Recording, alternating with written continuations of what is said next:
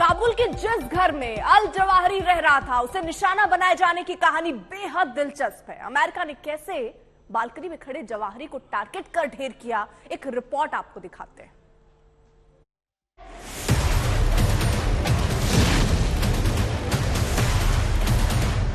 Justice has been delivered, and this terrorist leader is no more. अमेरिकी drone का बिल्कुल सटीक और सधा निशाना, पूरी इमारत सही सलामत, मगर बालकनी में मौजूद Al Qaeda chief Ayman Al Zawahiri ढेर। CIA की पक्की खबर और अमेरिकी हेलफायर मिसाइल का कहर। काबुल के शिपुर इलाके में ये वही मकान है जहां लादेन का नंबर 2 और उसके खात्मे के बाद अलकायदा का नंबर 1 अल जवाहिरी रह रहा था। ये मकान तालिबान सरकार की गृह मंत्री सिराजुद्दीन हक्कानी का बताया जा रहा है। जानी तालिबान ने जवाहिरी को यहाँ सुरक्षित ठिकाना दे रखा था, मगर काबुल में मौजूद अमेरिकी खुफिया सूत्रों ने CIA तक इस घर में जवाहिरी के मौजूद होने की खबर पहुँचा दी। उसके बाद से ही अमेरिका काबुल में मौजूद अपने खुफिया सूत्रों के जरिए इस घर पर पल पल नजर बनाए हुए था और CIA की आंखें उस वक्त भी गड़ी थी जब जवाहिरी इस मकान की बालकनी में आखिरी बार आया। इधर जवाहिरी यहाँ आया और उधर अमेरिकी ड्रोन काबुल पर मंडराया।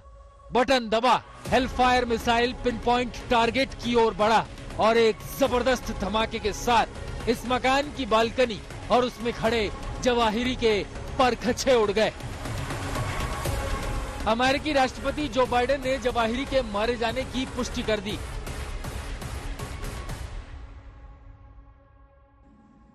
My fellow Americans, on Saturday, at my direction, the United States successfully concluded an airstrike in Kabul, Afghanistan that killed the Emir of Al-Qaeda, Ayman al-Zawahiri. Taliban की सरकार बनने के बाद पाकिस्तान अफगानिस्तान बॉर्डर पर भटक रहा जवाहिरी अपने परिवार के साथ इसी मकान में रह रहा था, ठीक उसी तरह जैसे एबटाबाद में ओसामा बिन लादेन रह रहा था। अमेरिका को इसकी भनक लग चुकी थी।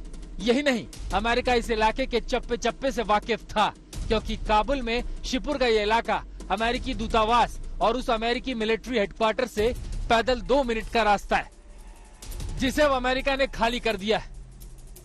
वो भी ड्रोन से अटैक किए 2 संदिग्ध जगहों पर, लेकिन वहां पर उनका निशाना चूक गया। जो उस 16 अगस्त के आतंकी हमले में मुलविस लोग थे वो उसमें नहीं मारे गए थे, उसमें कुछ सिविलियंस मारे गए थे। तब तो तालिबान का पूरा उस दिन कंट्रोल नहीं था, उस पर विरोध भी जताया था तालिबान ने। और आज भी 2 दिन के बाद इस खबर की पुष्टि करना यही साफ दर्शाता है कि कहीं ना कहीं अमेरिका भी पहले ऑन ग्राउंड ये बात समझना चाहता था कि क्या अल जवाहिरी ही अकेला इस हमले में मारा गया है या और कोई। जब उनको पुष्टि हुई होगी अपने सोर्सेस से, तभी अमेरिकी राष्ट्रपति ने इसका विवरण दिया 48 घंटे बाद। अमेरिका 9/11 के हमले को भूला नहीं था। यही नहीं, समय समय पर जवाहिरी की ओर से जारी किए जा रहे वीडियो ने बदला लेने के उसके इरादे को और मजबूत कर दिया था। और जैसे ही मौका हाथ लगा, उसने 2 अरब रुपए के इनामी अलकायदा चीफ को उसके घर में ही ढेर कर दिया, खात्मा कर दिया उस जवाहिरी का जो न्यूयॉर्क के ट्विन टावर पर हुए हमले की साजिश में शामिल था, जिसने 3000 से ज्यादा अमेरिकियों की जान ले ली थी। दिल्ली में जितेंद्र बहादुर और श्रीनगर में अशरफ वानी के साथ आज तक ब्यूरो। वो तस्वीरें भी आपको दिखाते हैं किस तरीके से ये ड्रोन से 2 मिसाइलें दागी गई और एकदम सटीक निशाना लगता है उस मकान में जिसकी बालकनी में वो आया करता था। वो एक खास टाइमिंग जिस पर नजर रखी गई और सिर्फ उसको टारगेट किया गया। बताया गया कि घर के उसके और लोग भी, उसके परिवार के लोग भी उस घर में थे, लेकिन कहीं कोई नुकसान नहीं हुआ। सिर्फ और सिर्फ जवाहिरी का खात्मा हुआ है। हम आपको दिखा रहे हैं हेल फायर मिसाइल से ये हमला हुआ है। ये हेल फायर मिसाइल क्या है ये भी आपको हम आगे समझाएंगे। खास मेहमान है, उनसे जानेंगे, उनसे समझेंगे। हमारे साथ मेजर जनरल द्विवेदी हैं, जनरल शर्मा, कर्नल नैन और गौरव हमारे सहयोगी न्यूज रूम से मौजूद हैं। सबसे पहले जरा गौरव, बहुत ही आसान शब्दों में समझाइए कि ये कैसे अटैक हुआ होगा, कैसे इसकी प्लानिंग हुई होगी, कैसे ये टारगेट किया गया होगा, कितनी पैनी नजर और कितने दिनों से रखी गई होगी। जरा बहुत ही आसान शब्दों में जरा समझाइए। देखिए, औपचारिक तौर पर जो अमेरिका के राष्ट्रपति जो बाइडेन ने कहा कि काफी समय से, महीनों से इस घर पर नजर रखी जा रही थी और इंटेलिजेंस इनपुट्स उनके पास थे। जब उनको ब्रीफिंग दी गई तो उन्होंने कहा यह कंफर्म किया जाए कि यहीं रहता है अयमन अल जवाहिरी।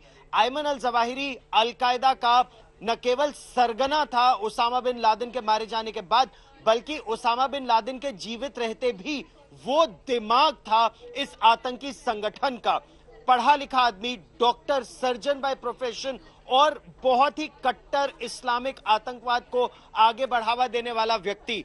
उसने अमेरिका के ऊपर कई हमले, अमेरिका के इंटरेस्ट पर, चाहे यूएसएस कोल पर आतंकी हमला हो या तंजानिया में अमेरिकन एम्बेसी पर और केन्या में अमेरिका के दूतावास पर हमला हो या फिर 9/11 हो, असल मास्टरमाइंड इसी को कहा जा रहा था और इसीलिए इसको खोजना अमेरिका के लिए आवश्यक था। अब यह देखना महत्वपूर्ण होगा कि क्या चाहे तालिबान के कुछ लोगों ने या फिर पाकिस्तान आईएसआई के कुछ लोगों ने, किसी ने वो खुफिया जानकारी शुरू में अमेरिका को दी जिसके आधार पर ड्रोन से नजर रखी गई और फिर ये जो हेलफायर मिसाइल हम दिखा रहे हैं। आप ये सोचिए अर्पिता, ये घर सिराजुद्दीन हक्कानी का है, यानी अफगानिस्तान के गृह मंत्री के घर में रह रहा था दुनिया का मोस्ट वांटेड आतंकवादी। तो यह दिखाता है तालिबान और अलकायदा के बीच अभी भी वो कितने घनिष्ठ संबंध हैं, कितना बचा के अपने घर में रखा हुआ था। अमेरिका के गृह मंत्री, अफगानिस्तान के गृह मंत्री ने इस समय अयमन अल जवाहिरी को, और ये इंटेलिजेंस एक चीज और स्पष्ट कीजिए, क्योंकि यहाँ आपने बताया अफगानिस्तान के गृह मंत्री के घर पर यह आतंकवादी छिपा हुआ था। तालिबान की तरफ से ये बयान तो आ रहे हैं, बौखलाया हुआ है, दोहा समझौते के उल्लंघन की बात कर रहा है, लेकिन क्या उसने भी ये स्वीकार किया? जैसे जो बाइडेन सामने आए, उन्होंने बताया कि किस तरीके से इस आतंकी का खात्मा हुआ है। तालिबान ने कुछ कबूला है, कुछ हुआ है, कुछ बोल रहा है वो कि जवाहिरी उनके ही गृह मंत्री के आवास पर था? इस बात की औपचारिक पुष्टि तो नहीं, लेकिन ये कहना उनका कि ज़बीहुल्लाह मुजाहिद का ये कहना या तालिबान सरकार का ये कहना कि ये दोहा समझौते का उल्लंघन है, यही दिखाता है कि उन्होंने इस बात की पुष्टि की कि ये हमला हुआ। पहली बात।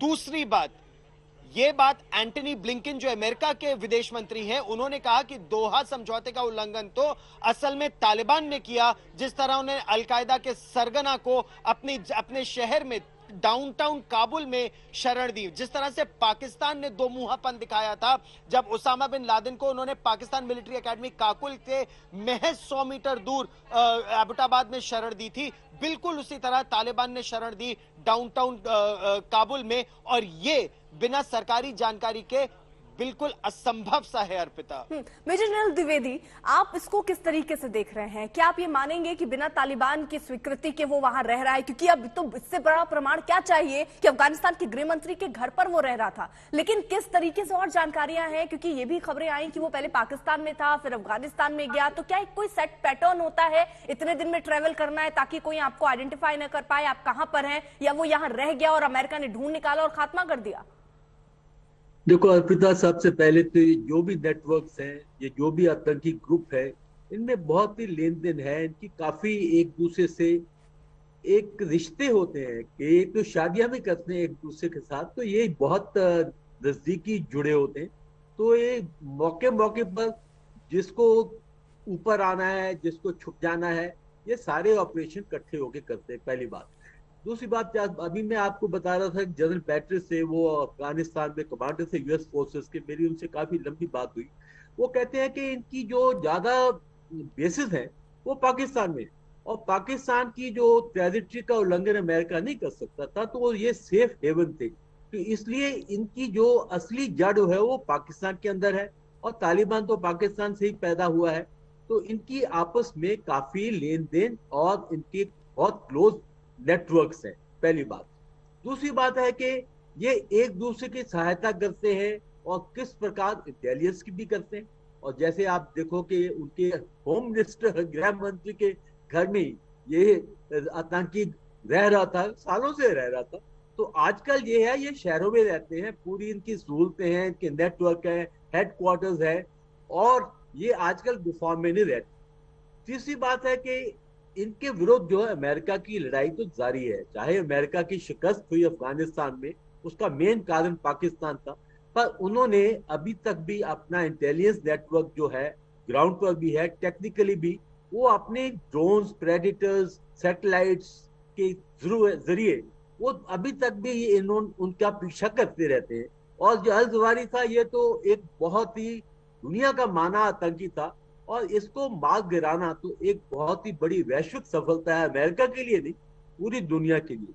और आखिरी बात जो मैं आपको बताना चाहता हूँ, देखो अल कायदा जो है, इसके अभी छोटे छोटे नेटवर्क है, मॉड्यूल्स है, और इसने अपनी पूरी स्ट्रेटेजी बदली है। ये छोटे छोटे ग्रुप में काम करता है।